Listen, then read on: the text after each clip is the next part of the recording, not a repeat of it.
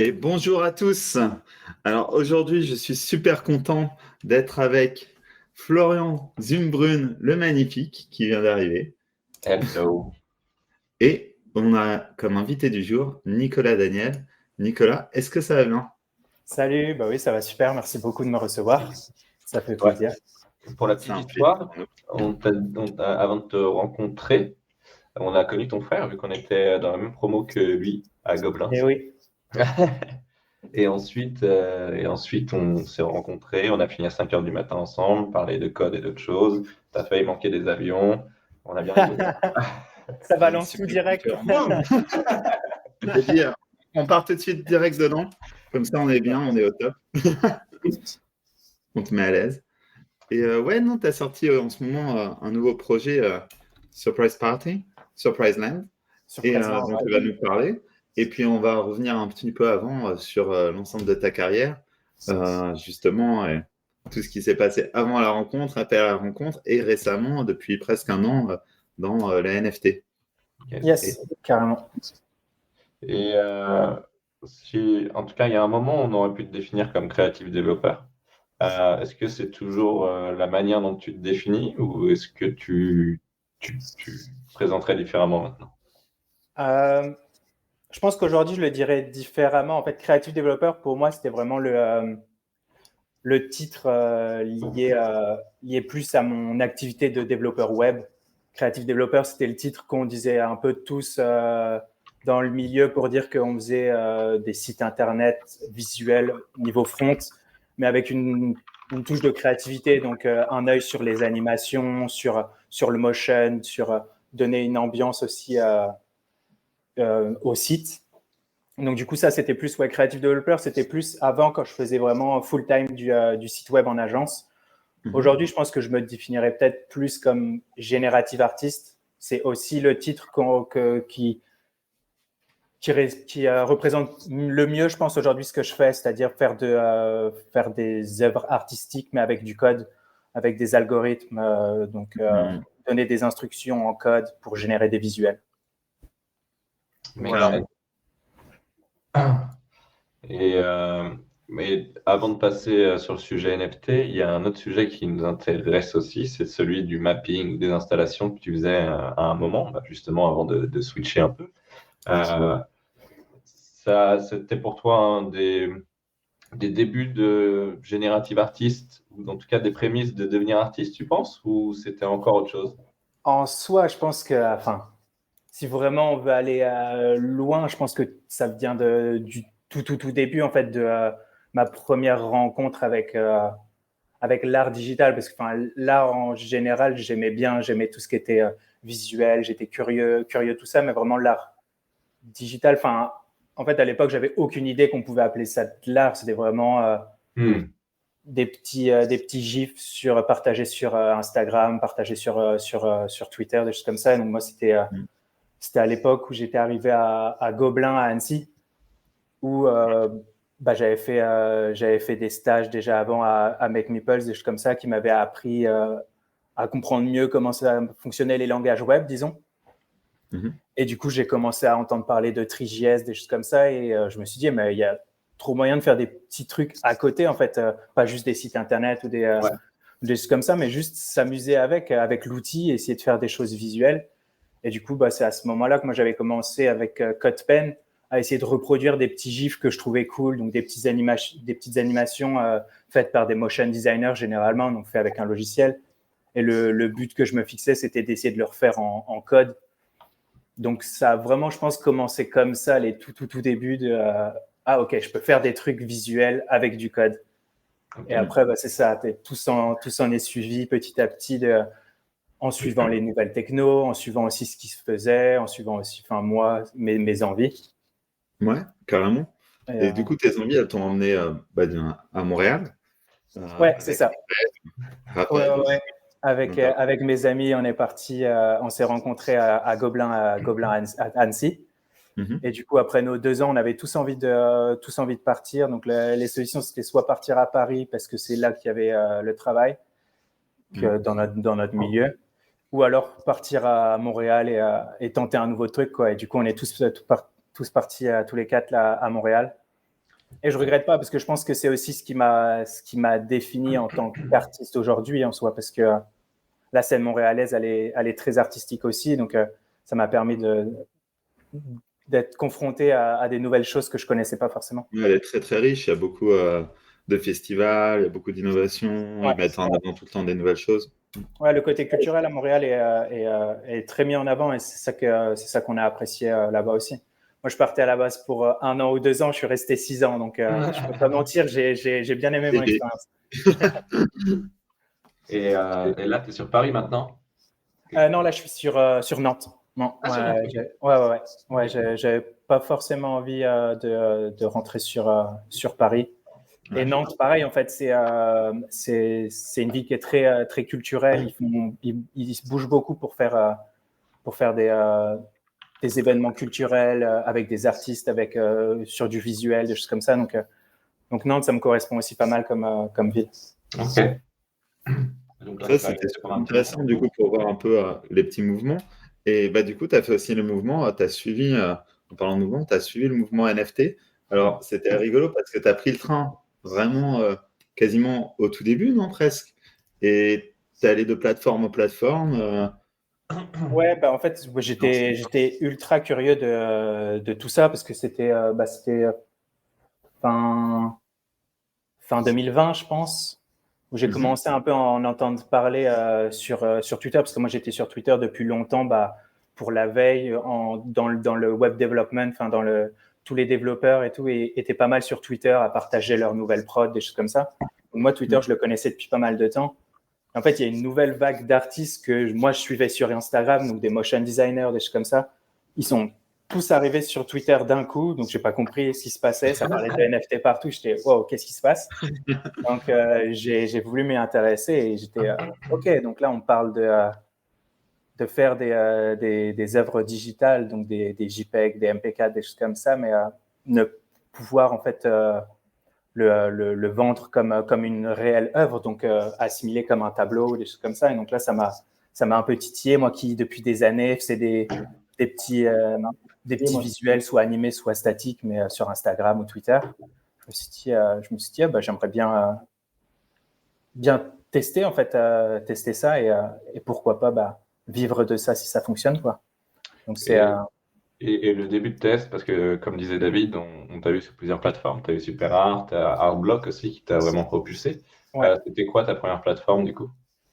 Alors, ma toute première plateforme, c'était super rare, mais en fait, j'ai sorti un NFT avant, mais qui n'était pas sur mon profil à moi. C'est pas moi qui l'ai minté. En fait, c'est Roger Kilimanjaro. En fait, c'est un peu lui qui m'a ouvert les portes de ce milieu-là. C'est un artiste que je suivais depuis des années sur Instagram. Il fait des loops genre juste parfaites. Les couleurs sont toutes nickel et tout. Et il m'a écrit un jour sur Twitter en me disant qu'il aimait beaucoup ce que je faisais, mes petites loupes animées, mes petits, le fait que ce soit fait en code aussi. Et du coup, il m'a proposé une collaboration. Et donc, du coup, on a créé Surprise Gold, donc qui était basé sur un algorithme. Du coup, d'où les projets que j'ai sortis aussi aujourd'hui. Tout est un peu connecté. Mais c'était Surprise Gold, donc c'était un cube qui se creuse d'une manière très algorithmique et cubique en respectant certaines règles. Et du coup, on l'a minté, ça a bien fonctionné. Moi, j'étais ultra surpris, quoi. Et du coup, c'est lui qui m'a dit après, mais tu devrais postuler parce que c'est super rare. En fait, faut postuler pour pouvoir, faut faire une vidéo, se présenter un peu ce que tu fais et tout. Et ils m'ont accepté, donc j'étais trop content et j'ai commencé à mettre en vente Surprise, du coup, qui est vraiment à ce moment-là l'œuvre et l'algorithme qui me représentaient bien en termes de couleurs, en termes de motion. Ça retraçait pas mal tout ce vers quoi j'étais passé. Donc le côté code, des règles très simples, le côté cubique. Je suis vachement dans ma phase cube en ce moment. Un jour, je vais en sortir, je pense, mais j'ai du mal à m'en sortir pour l'instant. Mais du coup, ouais, c'est ça, je l'ai mise en vente et puis ça a super bien marché. En fait, il y a des collectionneurs qui m'ont écrit, qui ont surenchéri.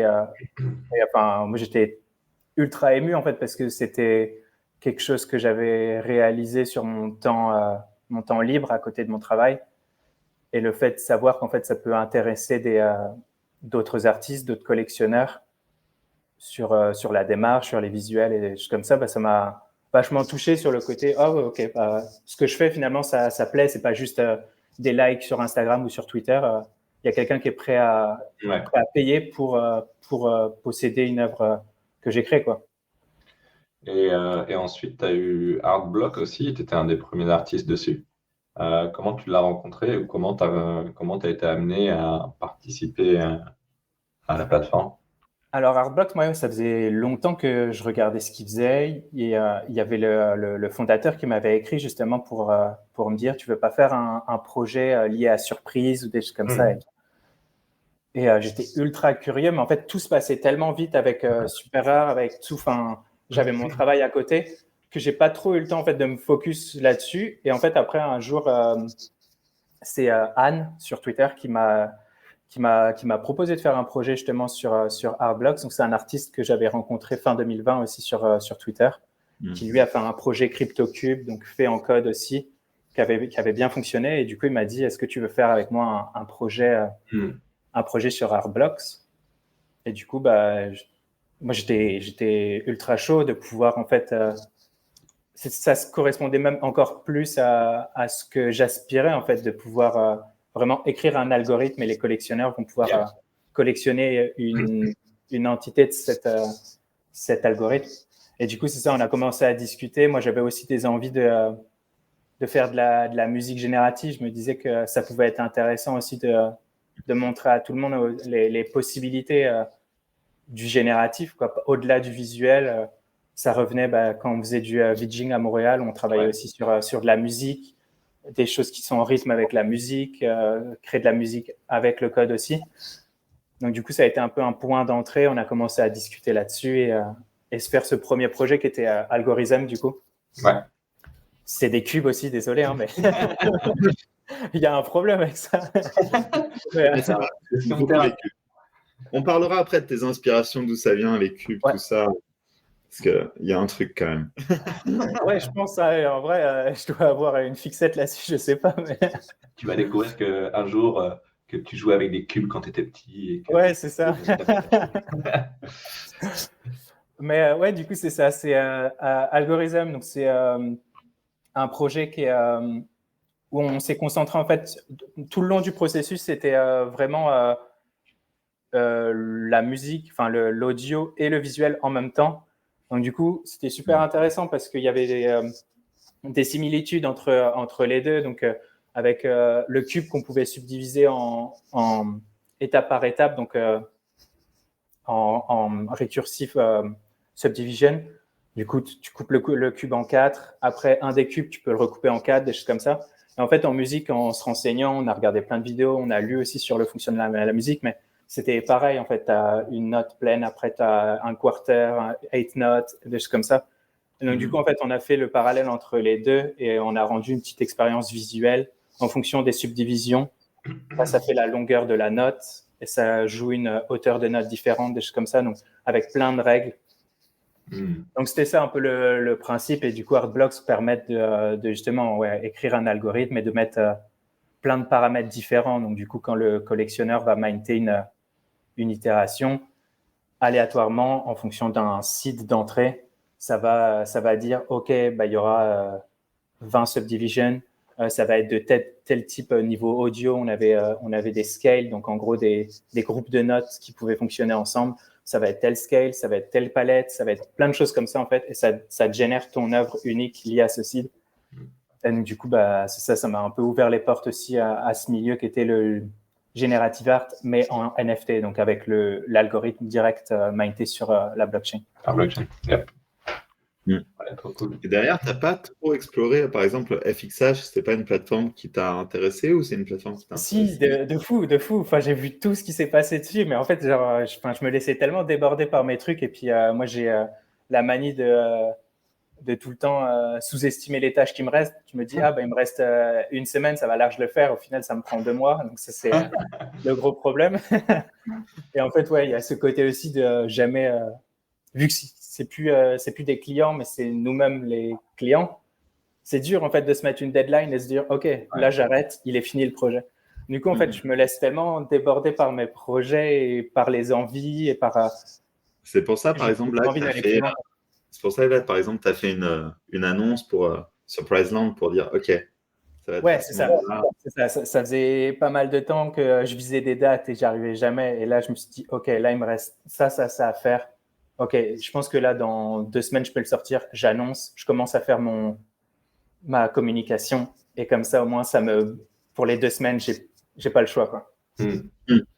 Ouais, ça te Donc, force. ouais, c'est ça. C'est ça aussi que ça apporte le côté NFT. En tout cas, je pense tous les jeunes artistes qui font des NFT, c'est que tu te retrouves à gérer tout seul en soi, quoi. Tu dois, tu fais ton concept, tu développes ton œuvre, que ce soit du motion ou du code, n'importe, mais tu fais tout seul et derrière, tu dois la vendre, faire la communication, en parler. Donc, en soi, ouais, tu dois un peu avoir les multiples casquettes que en soi, moi, je connaissais pas du tout avant. Je partageais mes productions, je partageais ce que je faisais, mais pas dans une optique de vente ou des choses comme ça. Donc là, il y a un côté aussi, s'auto-promouvoir, c'est super difficile de s'auto-promouvoir et de dire allez voir ce que je fais. Ouais, c'est clair. J'ai un côté où genre j'ai pas envie de faire chier les gens, ils ont rien demandé. Donc c'est Surtout ça. que je trouve que c'est un peu ce que tu disais tout à l'heure. On est passé de Twitter, qui était quand même un outil de communication tech, de partage de connaissances, ce genre de choses, qui est devenu au final un Instagram bis avec un algorithme d'ailleurs qui promue plus ou moins des tweets. Et au final, on utilise cette plateforme pour promouvoir ce qu'on crée, alors qu'avant, c'était plus un endroit où tu discutais, c'était un hub d'échange, quoi. Ouais, c'est ça. Donc c'est ça, ça crée aussi plein de gens qui sont là, qui sont j'en ai marre de trop voir ce genre de contenu. Donc il faut essayer de jauger entre faire la communication du projet, mais pas non plus déranger tout le monde avec ça, quoi. Donc il faut avoir ce juste milieu de je partage, donne envie, les gens qui seront intéressés tomberont dessus un jour ou du bouche à oreille. Donc c'est ça, faut trouver la bonne jauge aussi pour pas non plus que tu arrives sur ton Twitter et que tu vois 20 tweets de la même personne qui partage 20 itérations de l'algorithme. Donc c'est ça. Mais après, c'est super intéressant de partager le processus, il y a plein de choses qui sont intéressantes. Donc c'est sûr que je pense que l'algorithme de Twitter joue vachement là-dessus aussi. Et ouais, c'est sûr. il y aurait peut-être des améliorations, je sais pas. On pourra envoyer un tweet à Elon Musk après le podcast. Ouais, c'est ça. On va essayer de faire bouger les choses. En parlant de ça, toi, tu veux bouger sur Mastodon? C'est un peu à la mode. Je vois, typiquement sur mon Twitter, je vois beaucoup de gens qui font une migration vers Mastodon. C'est quelque chose, toi, qui t'intéresse? Peut-être que tu l'as déjà fait. Ouais, je regarde vachement. J'ai pas encore créé mon compte parce qu'en fait, je voulais créer. J'ai vu que les serveurs sur lesquels je voulais aller étaient fermés et tout. Mais du coup, je me renseigne parce que là, suite à la sortie de mon dernier projet, je me suis aussi rendu compte d'une chose, c'est que et puis des échanges qu'il y a justement sur la plateforme Twitter, ce qu'elle devient et tout. Je me suis vachement rendu compte que j'étais dépendant de Twitter et de ma communauté sur Twitter. C'est qu'aujourd'hui, je vis de ce que je crée en code ou choses comme ça. J'ai la chance de pouvoir faire ça, mais je dépends d'une seule plateforme. Que avec les NFT, quand tu dis ce que tu crées en code, c'est que la partie donc, NFT et générative artiste. Okay. Ouais, en gros, depuis que je suis rentré de Montréal, donc il y a un peu plus d'1 an, j'ai fait ce choix de OK, je me laisse un peu de temps pour faire vivre de ma passion, tenter des choses. Si ça marche, tant mieux. Si ça marche pas, je referai des sites internet que j'adore faire encore. Tu vois. Et c'est ça. Et en fait, je me suis rendu compte que ma communauté, elle était sur Twitter et que si demain tout le monde part de Twitter, j'ai plus aucun moyen de contacter les gens qui me suivent, de leur montrer les nouveaux projets. Ils auront plus aucun moyen de savoir ce que je fais en fait. Ouais. Et du coup, je me suis dit, OK, si demain Twitter marche plus, j'ai plus rien. Donc, il faut qu'en fait, je trouve une solution pour ouvrir mon audience ailleurs. Je sais pas, Reddit, Mastodon, Instagram, Reddit. Enfin, je sais pas, en fait, il y a quelque chose, il faut que je réfléchisse sur comment, en fait, ne pas dépendre justement d'une seule plateforme et de pouvoir fidéliser tes collectionneurs, mais aussi les gens qui aiment ce que... par exemple, je te suis souvent et c'est vrai que parfois, tu vois pas les tweets des gens que tu t'aimes bien, tu vois. Tu as envie de voir leur progress, working progress et tout, tu les vois pas, tu dis c'est dommage, parce que c'était hyper intéressant. Genre, Ouais, c'est ça. Moi, des fois, je tombe sur un projet NFT ou pas d'ailleurs, hein, mais un projet artistique où genre, je suis fan du truc et je regarde, mais en fait, ça fait 3 mois qu'il parle de ce projet et c'est le premier tweet que je vois parce que c'est celui-là qui a marché un peu plus et du coup, il est ressorti. Mais du coup, maintenant, je mets sur Twitter, il y a les petites étoiles en haut là qui Ouais. peuvent à peu près mettre sur ordre chronologique. Et là, depuis ça, moi, je retrouve à peu près aussi les tweets où il y a moins de likes ou des choses comme ça, mais au moins, je vois vraiment les gens que je suis. Et Hmm. après, je pense que si tu suis 10 000 personnes, ça doit être un vrai bordel, le feed, mais pour l'instant, ça va. Et pour revenir sur Prizeland, c'est un projet bien gros que tu as fait là parce que du coup, tu as créé ton propre contrat, tu as créé l'algorithme derrière pour générer les œuvres et tu as bossé aussi sur OnCyber et peut-être avec la team pour créer un monde unique qui était Ouais. dédié à toute ta release et toutes tes œuvres. Euh, Comment ça s'est passé pour toi et d'où est venue l'idée de dire allez, c'est parti, je me lance dans une vraie expérience métaverse? En fait, j'ai pas eu l'idée tout de suite. Enfin, ça me trottait dans la tête d'essayer de faire une expérience vraiment immersive avec des œuvres, des choses comme ça. Mais l'algorithme est arrivé avant parce que justement, ça s'appelle Surprise Land. Surprise était mon premier NFT. On retrouve l'algorithme, il y a eu des modifications et des choses comme ça, mais l'algorithme de base est là. Et c'était ça je pense, 2 ans et demi, comme ça. Après, c'est encore, cet algorithme venait d'encore avant avec des choses, subdivision, avec jouer avec des hexagones, des choses comme ça. Donc, en gros, l'algorithme est arrivé en premier. Il y avait les couleurs, des choses comme ça. Et, euh, et c'est en fait pendant la pandémie du Covid-19 où je me suis dit, tiens, j'aimerais bien tester Blender. Je voyais pas mal de gens utiliser Blender et j'avais vu qu'on pouvait euh, écrire du code en Python en fait dans Blender directement. Et du coup, je me suis dit, mais j'aimerais bien porter mon algorithme de surprise dans Blender et essayer justement de travailler un peu aussi le visuel pour pas faire juste du flat, mais travailler les ombres et faire un beau rendu et tout. Et j'ai commencé à expérimenter avec Blender. Et c'est là, en fait, petit à petit, que je me suis dit, mais il n'y a pas un truc à faire justement avec créer une collection et créer tout un univers qui fonctionne avec les œuvres, en fait. Et du coup, vraiment que les deux soient construits en même temps. Et donc, c'est ça, petit à petit, en fait, j'ai commencé à essayer d'imaginer un petit monde. À la base, du coup, j'avais entendu parler de OnCyber. Je me baladais pas mal dans les métaverses pour voir un peu comment ça fonctionnait. Je trouvais ça fun un peu pendant la pandémie, en fait, de dire, OK, les gens, en fait, visitent des musées. J'avais encore cette notion de, ouais, mais c'est quand même bizarre, c'est quand même cool d'aller dans un musée physique, mais il y avait aussi ce truc de, ah, mais il y a quelque chose aussi d'original et en fait, tu peux aller plus loin. T'es pas limité par les contraintes de notre monde, donc la gravité, les choses comme ça et tout. Donc, essayer de penser à quelque chose qui serait pas forcément possible dans la réalité. Et du coup, c'est là qu'en fait, j'ai voulu construire un seul monde. À la base, c'était juste une pièce avec les 100 œuvres. Et en fait, j'ai vite vu que niveau performance, ça allait pas du tout le faire. Du coup, je me suis dit, OK, je vais les découper en différentes salles. Je savais que je voulais faire, j'avais pas encore la collection complète, j'avais l'algorithme, j'avais pas généré les 100 œuvres, mais je savais que je voulais faire une petite collection, pas comme Artblocks où généralement c'est 1000 œuvres, des choses comme ça. Là, je voulais vraiment rester sur une plus petite collection. Et du coup, je savais que j'avais à peu près 100 œuvres et je me suis dit, OK, vas-y, je vais essayer de faire plusieurs salles et tout. Et donc, très rapidement, en fait, genre, c'est devenu comme un espèce d'univers. Je me dis, OK, vas-y, ça va être le Surprise Land. Tu arriveras, tu seras sur une petite île avec les couleurs de surprise aussi.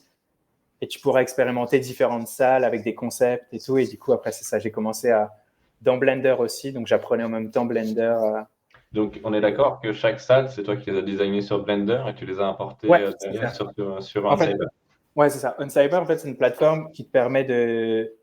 Ils ont déjà un peu tout créé derrière toute la logistique, en fait. Donc, toi, tu apportes ton fichier 3D Blender un GLB, tu l'importes dedans, et en fait, en nommant bien tes layers, donc avec les collisions invisibles, toutes ces choses-là, en fait, en nommant bien, Et ben, en fait, en l'important dans Uncyber, il y a tout qui va se faire direct. Il y a la physique, les collisions, les portails aussi, parce que tu peux passer d'un portail à l'autre, donc d'un monde à l'autre. Et puis aussi les placeholders d'œuvres. Donc, une fois que tu es dans la plateforme, tu peux cliquer et mettre une des œuvres que tu possèdes dans ton wallet, en fait, ou que tu as créé toi-même. Et donc, du coup, c'est ça, en fait. Moi, mon but, c'était créer les univers dans Blender et après créer positionner les œuvres dans Uncyber après, quoi. Donc, c'était ça. Après, c'était trop drôle parce que c'était un exercice que j'avais jamais fait. D'habitude, je me posais des questions un peu plus sur les visuels, les algorithmes. J'aimerais bien expérimenter ça et tout. Et là, c'était vraiment j'avais un peu la même démarche de me dire, je peux peut-être utiliser mes connaissances en algorithmie, essayer d'utiliser des concepts que je connais. Par exemple, la suite de Fibonacci. Il y a une pièce où c'est basé sur la suite de Fibonacci. Donc, tu arrives dans la première pièce, tu as une œuvre qui est immense. Tu te sens tout petit, tu avances lentement. Et en fait, plus tu vas avancer, plus les pièces se rétrécissent et rentrent dans les unes dans les autres. Et du coup, il y a ce côté où tu joues sur ta perception de ta propre taille, en fait.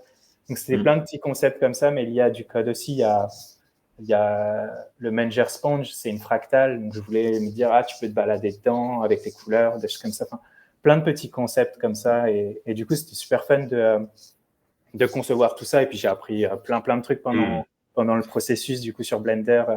Béquer des textures, j'entendais les graphistes, les designers pester là-dessus. J'ai compris ce que c'était. Mais non, c'était super comme expérience en vrai, de justement, vraiment concevoir tout ensemble en fait. Et du coup, sur le point de vue technique, en plus, après, une fois que tu as fini le côté Blender, c'était vraiment facile sur Cyber. Ouais, c'est ça, vraiment là-dessus. Et puis en plus, ils sont ultra réactifs. Le gars qui a créé ça, il est français. On s'est rencontrés. Justement, notre première rencontre, c'était trop bien. J'avais déjà créé l'univers global, donc la petite île sur laquelle tu te balades et tout. Et du coup, il m'a dit, viens, en fait, dans Uncyber, quand tu publies, tu peux te balader dans l'univers et faire du multijoueur, en fait. Donc, tu peux discuter avec les gens. Donc, du coup, le premier meeting qu'on a fait ensemble, on était dans l'univers, on se baladait ensemble, et du coup, je lui ai un peu présenté mon projet et tout. Et il a été super à l'écoute. Il était trop content de voir que la plateforme elle était utilisée comme ça. Il n'avait pas trop vu en fait d'univers vraiment tout pensé avec plein de salles et tout. Et du coup, ils m'ont accompagné sur en fait des demandes que j'avais. Par exemple, c'était pas possible pour un NFT, un token, de pouvoir l'afficher pour un collectionneur en 3D ou en 2D. Moi, c'était vraiment ma volonté en fait d'avoir ces petites sculptures 3D animées en 3D, donc dans le musée, enfin dans l'univers, mais avoir aussi une pièce musée où les 100 œuvres sont rendues en 2D par Blender et tout. Mais comme si elles étaient vraiment, imprimées. ouais, c'est ça. Donc vraiment comme si tu étais dans un musée avec le tableau et elle est affichée. Et du coup, ça, ils l'ont mis en place. Une semaine après, il me dit, OK, c'est bon, c'est mis en place. Donc, c'était trop bien. En fait, ils m'ont vraiment accompagné tout le long sur des features que j'avais. Ils sont super à l'écoute. Donc là-dessus, c'était trop bien. Et non, ouais, ils ont fait un super boulot et puis c'est performant, ça marche bien. Donc, non, j'étais content. Enfin, sans ça, j'aurais mis 6 mois de plus à développer tout mon truc en TriJS ou j'en sais rien. Au moins. Ça aurait été un cauchemar, les trucs. Je me demandais, quand tu l'affiches du coup en 3D, tu l'affiches en WebGL, tu l'affiches comment? C'est quoi qui est rendu? C'est de la 3D en mode vidéo? Quand tu te balades après dans l'univers, ouais, c'est du WebGL. Derrière, il y a une grosse team qui est derrière. Je pense qu'il y a même Samsi qui bosse là-bas, qu'on connaît. Donc, du coup, ouais, c'est ça. C'est une grosse expérience WebGL, du coup, qui vient loader ton GLB. Donc, je pense que Samsi nous a fait pas mal de magie pour optimiser tout et que tout fonctionne bien et que ce soit fluide pour tout le monde, quoi. Et du coup, venons au sujet thérapie du moment. Ces cubes, ces inspirations. En vrai, c'est une super bonne question. Je pense que ça vient vachement aussi des artistes qui m'inspirent beaucoup. Enfin, plus dans les plus anciens, il y a Sol Lewitt qui est une des plus grosses inspirations. À chaque fois, je vois des œuvres, surtout sa série Wall Drawing où il dessinait sur des murs entiers avec des cubes, des perspectives.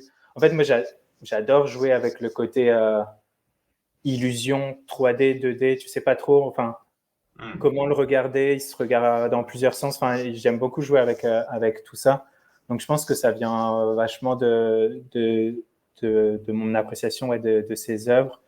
Il y a Victor Vasarely aussi qui joue vachement sur justement ces illusions de voir un cube, mais en fonction des couleurs.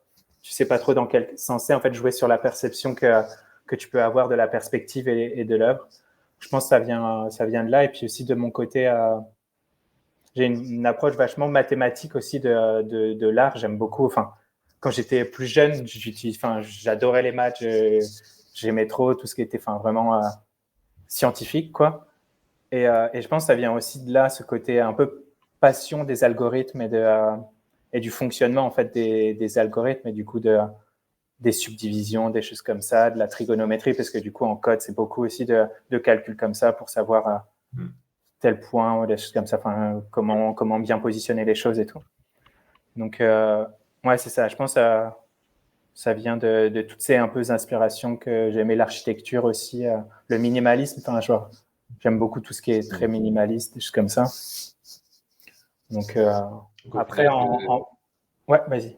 J'allais dire, au final, c'est ce que tu dis, quoi. C'est les mathématiques t'inspirent, l'idée d'avoir un algorithme bien construit pour le coup. D'ailleurs, ça fait partie, quand on discutait avec David pour la préparation du podcast, ouais. On disait que c'est intéressant parce que dans tout ton travail, on peut sentir l'algorithme, tu vois, qui est derrière. On peut comprendre à peu près d'où ça vient. Il y a des clés, c'est poussé, tu vois, tu es bien parti au fond de l'algorithme, tu l'as poussé bien à fond. Mais si jamais on réfléchit, on peut voir un peu comment tu as bricolé ça, comment tu en es arrivé là, quelle a été la route. Et c'est intéressant de sentir l'algorithme dans une œuvre d'art.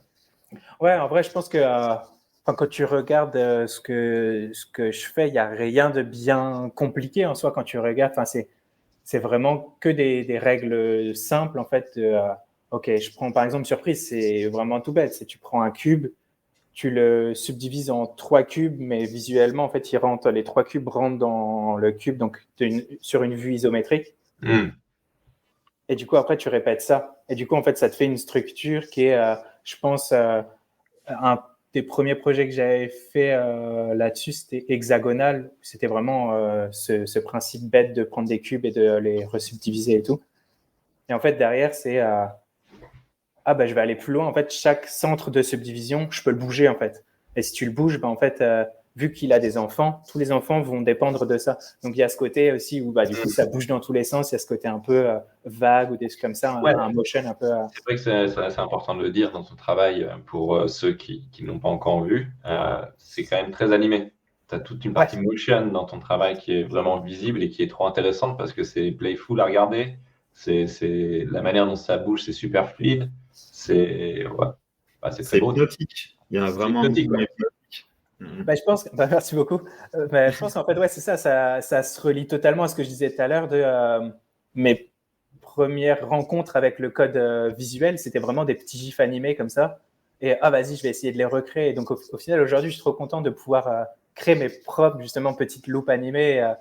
Mais ça vient de là, ces petits motions, des choses comme ça. C'est vrai que j'aime beaucoup avoir une notion d'animation. Après, je ne vous cache pas que en ayant fait je ne sais combien de mois et d'années là sur surprise, comme ça, avec du motion et tout, je vais, je pense, un peu me mettre sur du statique et sur du papier, quelque chose d'impression. Je vais te demander quelle était la suite des projets et justement, qu'est-ce que tu veux faire maintenant, vers où tu vas? C'est ça. Là, je pense que surprisant, c'était vraiment… je voulais le faire pour finir cette boucle un peu de l'algorithme. Après, j'ai déjà d'autres idées avec surprise, avec des règles différentes et tout. Donc, je pense que j'y reviendrai plus tard. Mais là, j'ai envie de faire une petite pause parce que c'est ça, Surprise Land, c'était très digital, métaverse, full digital, disons quoi. Après, rien n'empêche d'imprimer l'œuvre, mais c'est pas le but premier. Et du coup, là, ça serait d'aller plus vers de l'impression, travailler une œuvre, mais vraiment penser pour de l'impression et pouvoir mettre comme là dans un tableau. Mais en fait, j'ai fait les premiers tests courant de l'année sur un algorithme qui est basé sur des grilles, des choses comme ça. J'ai fait des premiers tests d'impression. En fait, c'est la première fois que j'imprimais vraiment un travail que j'avais fait en code. Et ben, je pense que vous connaissez ça. Vous avez fait des impressions, vous avez fait des plotters, des choses comme ça. En fait, voir quelque chose de physique que tu as créé, ça a une autre dimension aussi. Donc, j'ai vraiment envie d'expérimenter ce côté-là, tout en restant, je pense, dans les NFT, en faisant une collection, je pense, générative et des choses comme ça, mais avec la possibilité justement d'acheter l'œuvre physique, en fait, signée ou des choses comme ça. Donc, penser vraiment à tout un projet là-dedans. D'ailleurs, tu as posté récemment un Back to Trial, Fail, Repeat phase.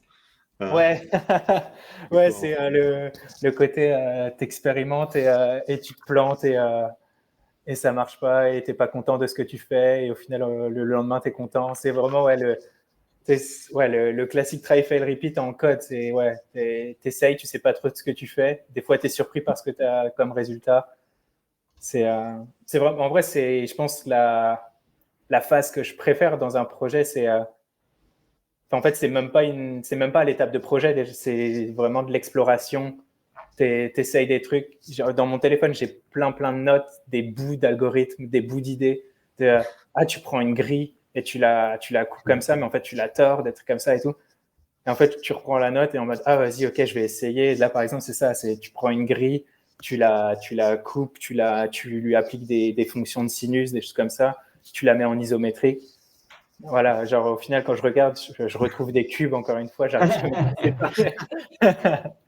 mais c'est ça, ouais, c'est vraiment la phase que je préfère, c'est cette exploration, ce moment où tu sais pas trop en fait où ça va te mener, t'as pas trop de contraintes, t'as rien qui te bloque en fait, t'es vraiment dans cette phase de genre je me laisse surprendre par le code. C'est aussi pour ça que j'avais appelé ça surprise à l'époque. C'est dans l'art génératif, il y a ce côté tu vas écrire un code, tu lui donnes des règles strictes, mais en fait vu qu'il y a cette notion d'aléatoire, en fait tu es tout le temps surpris par le résultat parce qu'il y a une combinaison de 8 paramètres et donc du coup tu pourras jamais toutes les tester. Et donc du coup en fait des fois tu vas rafraîchir ton œuvre et avoir un résultat et c'est j'avais pas du tout imaginé ça. Donc du coup tu vas pousser ton algorithme plus là-dedans parce que c'est ça qui te plaît dans l'algorithme au final et c'est cette phase là où tu explores, au final tu te heurtes à un mur en fait et non en fait cette piste c'était pas fou, je reviens complètement en arrière et c'est trop cool et après soit ça devient un projet, soit ça reste des fichiers sur mon ordinateur ou posté sur Twitter quand j'ose poster sur Twitter. Ouais, c'est ça. Du coup, ça c'est hyper intéressant. Moi, je trouve ça super. Enfin, comment on voit l'évolution de tes projets et le fait aussi que tu aies gardé la même base, comme tu disais, et que ça fait des années en fait que tu itères dessus. Ça rend, on en parlait avec Flo, ça donne une image. Tu sais, vraiment, on sait. Enfin, moi, j'arriverai à reconnaître, je pense, ton œuvre assez facilement. Dire, putain, ça c'est un Nicolas Daniel. Ah ouais. Ou ça ressemble à un Nicolas Daniel, en tout cas, je dirais. Ah ouais, merci. En vrai, ça me fait plaisir parce que moi, j'ai l'impression que quand je regarde mes trucs, je pars dans tous les sens. Et que, Il y a quand même une bonne trame. Ouais, ok. Bon, cool. J'imagine que c'est positif. C'était très positif, c'était très positif. Ok, cool. J'allais justement te demander, est-ce que, du coup, peut-être pas, j'allais te demander, est-ce que justement, tu pousses et parfois tu prends cet héritage et tu essaies de le garder tout le temps ou au contraire, des fois, tu as vraiment envie d'aller ailleurs, mais j'ai pas forcément la sensation que tu as envie d'aller ailleurs. En soi, je sais pas trop. En fait, je suis pas très organisé et à regarder vraiment la trame et à avoir un truc clean de A à Z. Enfin, je me laisse vachement porter aussi par mes envies, par du moment, des choses comme ça. Là, par exemple, le fait d'avoir fini le projet, j'ai trop envie de tester le print, tester le plotter, des choses comme ça. Donc, je commence déjà à penser un peu des idées d'algorithmes, des choses comme ça qui pourraient bien fitter avec du plotter ou avec du print.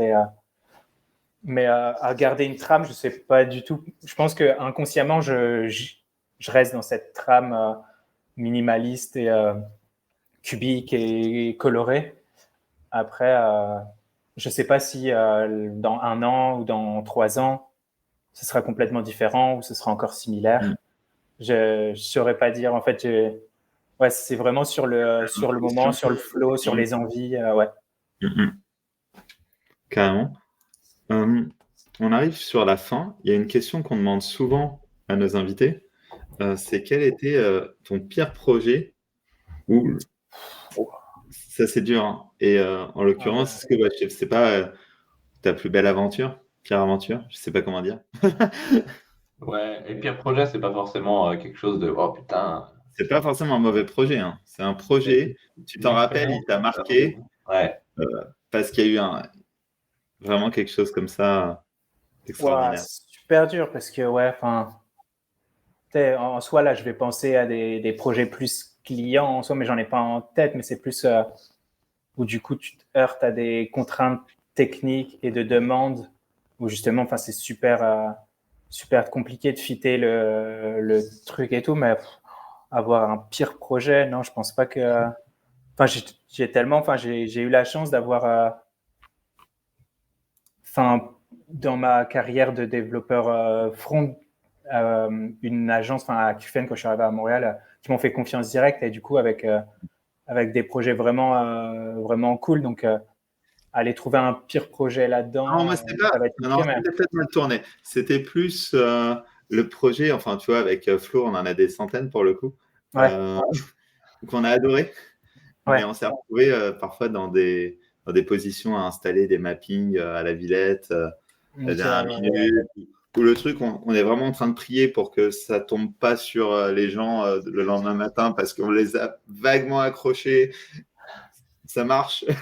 En Ouais, vrai, ouais, la question, ça aurait été plutôt pire meilleur projet, quoi, tu vois. Ouais, ok. Bah, en vrai, là, je pense, du coup, enfin, en allant sur plus le récent, je pense que ça va être Surprise Land parce que c'est vraiment, en soi, c'est le meilleur projet, enfin, dans ma tête parce que bah, j'ai fait tout de A à Z, mais du coup, le pire dans le sens où enfin, j'ai failli abandonner 20 fois le projet.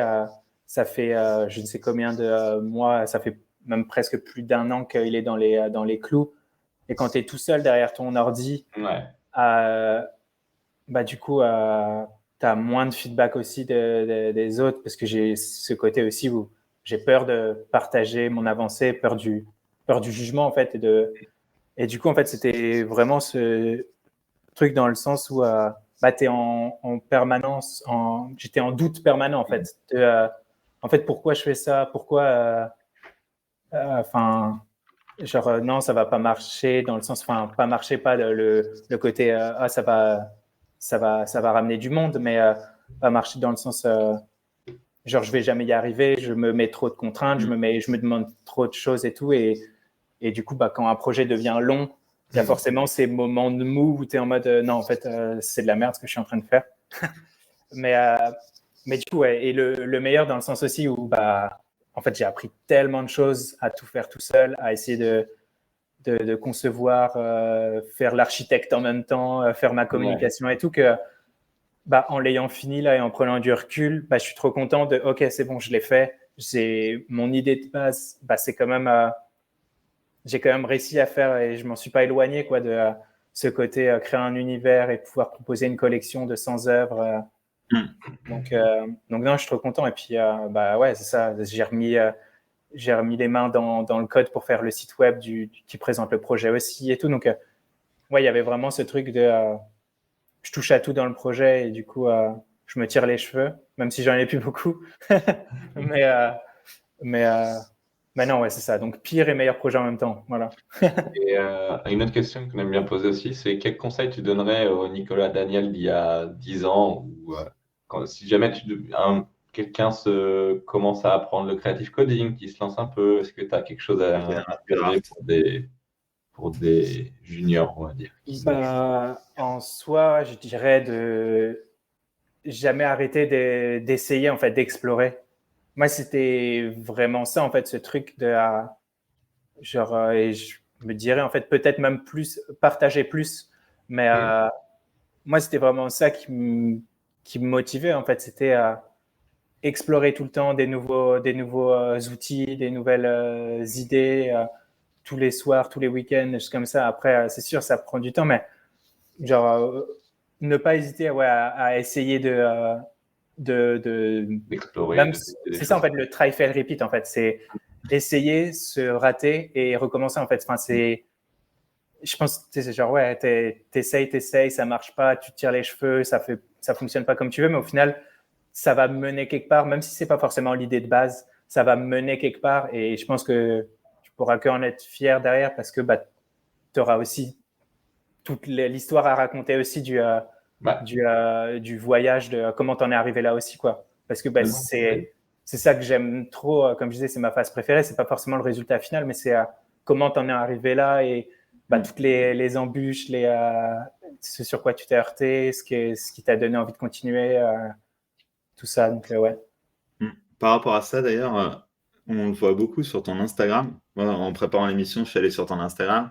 J'ai regardé un petit peu l'évolution, du coup, depuis le premier post jusqu'à l'évolution. Ah ouais. Plus super bien présenté. Et c'est marrant, on voit l'algo qui avance, les cubes qui apparaissent et tout, le noir et blanc, les couleurs, etc., la texture, le côté 3D. Et c'est hyper intéressant de voir toute l'évolution. C'était un endroit où je trouvais on voyait vraiment ton évolution en tant qu'artiste. J'avoue que, ouais, merci beaucoup. Mais je pense que, ouais, et c'est pour ça, je pense que je vais aussi recommencer à poster sur Instagram. Ça rejoint ce que je disais tout à l'heure, de ne pas juste dépendre de Twitter, même si Instagram a ses défauts aussi. Mais c'est vrai qu'Instagram, en fait, c'est comme un portfolio. En fait, Twitter, c'est super difficile de rapidement voir ce que la personne propose. Parce que forcément, tu repartages d'autres artistes, tu repartages d'autres projets. Toi, tu vas pas forcément que poster des choses que tu as créées ou des trucs comme ça. Donc, Instagram, tu peux très rapidement voir ce que la personne propose et tout. Et là, en fait, ça fait plus d'1 an que j'ai pas posté. Et c'est vrai que du coup, les gens qui vont sur le profil peuvent voir les choses, mais du coup, peuvent rater pas mal de trucs que j'ai postés sur Twitter. Donc, essayer d'être plus visible sur cette plateforme et sur d'autres. Mais ouais, en fait, qu'il y ait plusieurs places où on peut rapidement voir tout le voyage, en gros, quoi, sur comment toute l'évolution. Ouais, c'est ça, l'évolution. On arrive sur la fin. Tu veux le mot de la fin? Allez, vas-y, Flo. C'est parti, mot de la fin. Merci beaucoup, Nico. Yes, merci beaucoup. Ça fait plaisir. Moi, je suivais vos interviews là, depuis le premier avec William Mapan. Yes. C'est un plaisir de pouvoir discuter avec vous, de partager mon expérience et puis de pouvoir reparler avec vous. Ça faisait un moment. Ça fait longtemps, ouais, c'est clair. Ah ouais, ça fait plaisir. Ça fait grave plaisir. Merci à tous. Merci à tous ceux qui nous ont écoutés. Merci à tous ceux qui verront la vidéo sur YouTube. On espère que ça vous fait plaisir. Je ne sais plus comment dire. Share, tweet, comment. Non, mais vraiment, c'était un plaisir de t'avoir, Nico. Ouais, merci. J'ai adoré. Et parce que oui, la dernière fois, on s'était vu à Milan et en effet, tu avais failli louper ton avion. C'était parfait. Après une super soirée légendaire. Allez. Yes. Bon, merci beaucoup. Ciao.